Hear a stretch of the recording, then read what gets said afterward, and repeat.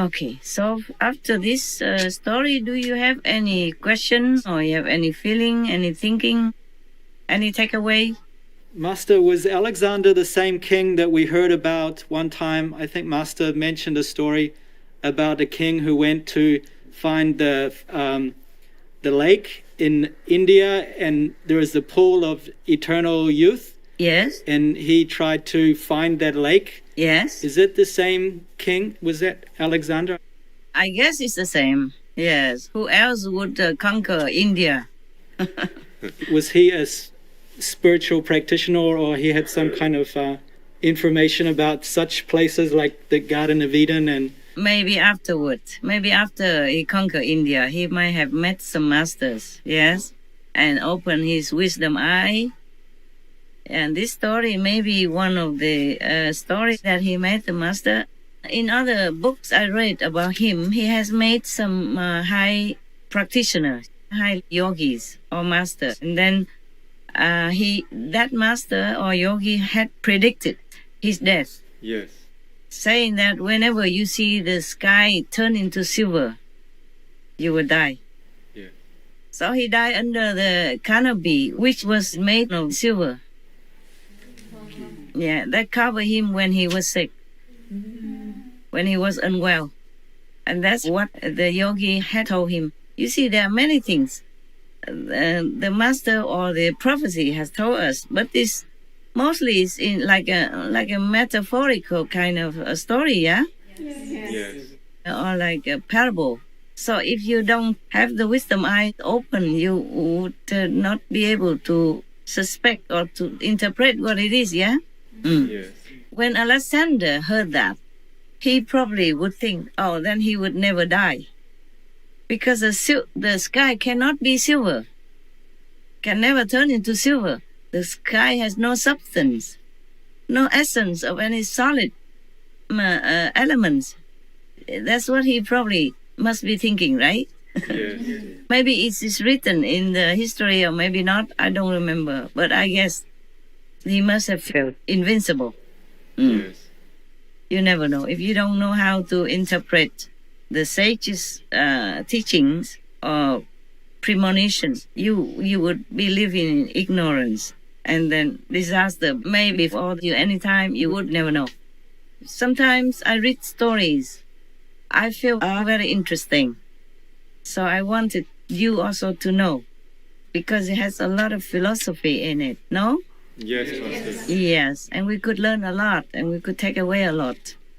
To learn to be more humble and more attentive to what is priority in our lives. Yes. It reminds me also the ephemeral nature of this world, and then we maybe awaken through the story to go to find some solution, some spiritual solution to our life, yeah? Not just being busy all day, all night, working, sweating, just to put food in the mouth and to put clothes back. Even Abraham, he was pondering all by himself, remember? Yes. Even though he did not have any master, he was already thinking it's better to think of something more spiritual, higher than our life. Not just, working, earning a living and putting food in the mouth and digesting it and putting clothes on or vying with each other for possessions and prestige and whatnot, for position or political powers. That is not our priority. And because you can see it, what's the use of Alexander conquering so many great countries and die just under a canopy, a silver color umbrella? Yes. Any more, love? Any other questions? I have one more follow-up. Is the story about the Garden of Eden last time? I was wondering, in some versions of the story, the tree that Adam took the apple from was called the tree of knowledge. And Yes. I was wondering why it was forbidden, or what is the connection with knowledge that was forbidden by God, and is this still have some meaning today about, is it against God's will for people to seek too much into knowledge, or at least how was it bad for Adam to, or what was wrong with the accessing knowledge from the tree of knowledge? Good question. Very smart question. Yes. The translation may be wrong, okay? Or maybe slightly different from what God's intention. If it is correct, it should be, in some other book, they will say that the tree that bears the fruit, and if you eat it, you will know the wrong and the right. Or you know the good and the bad. Yes. Right. Now, I suspect that this is it's not about the tree of knowledge. It's just something that is forbidden in the kingdom of heaven. Just like I told you the story last time when we were beginning to explore this early planet, and we ate this and that, and then we became more solidified, more heavy, and we could not fly, we could not be free, we could not think so nobly like before, or we cannot be as wise as before. This is not just about the food. Then later on, because of eating so much different food, it changed the chemicals of our celestial makeup and made us become more like a solid being, like we are right now. The humans then began to have more different desires, physical desires for each other and all that, which did not occur before the tasting of all the food on earth in front of them and wherever they found it. And then because of that, we gone into different kind of dimension of behaviors, of desires. And then it's different. We changed. The chemicals in our body changed, and we desired intimate body connection with others. We had to build houses or go into cave to hide, to do all these kind of activities with the opposite. Because after eating so many things, our chemistry, our chemical makeup changed. Our celestial components changed into something more material, a lower level than before. It depends on what they ate and how much they ate. They became either man or woman or in between.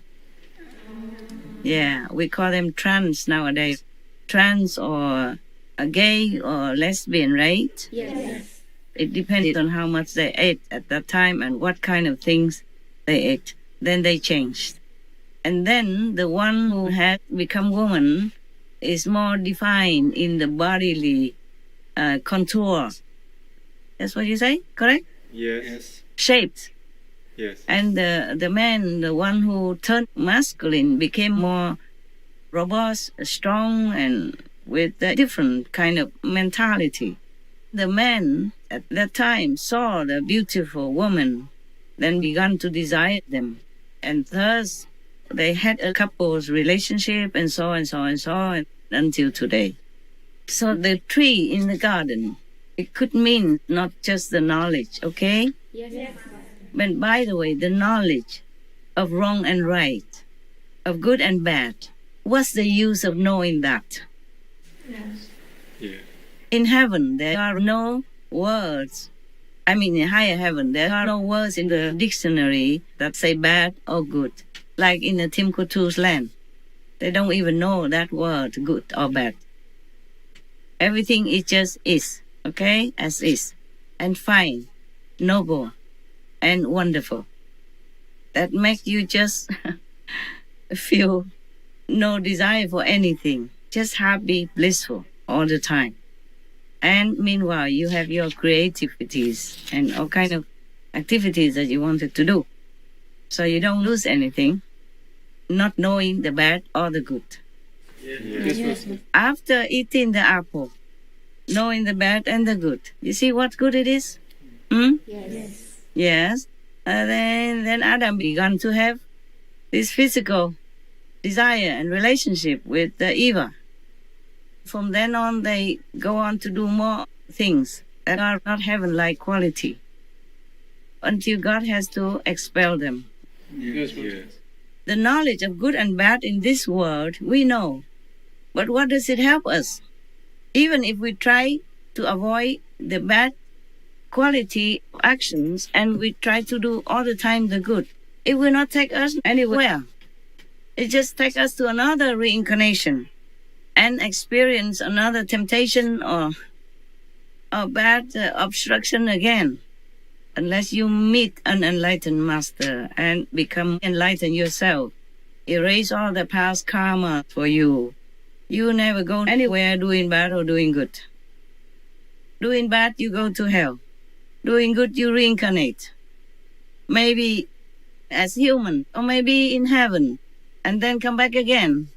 Even as the king of heaven, you will also one day come back as animals even. It depends on your merit, your karma. And so the knowledge of good and bad, even if it was true that if you eat the apple in the Eden garden and you are aware of the knowledge of good and bad, of wrong and right, does that knowledge serve you anything? No.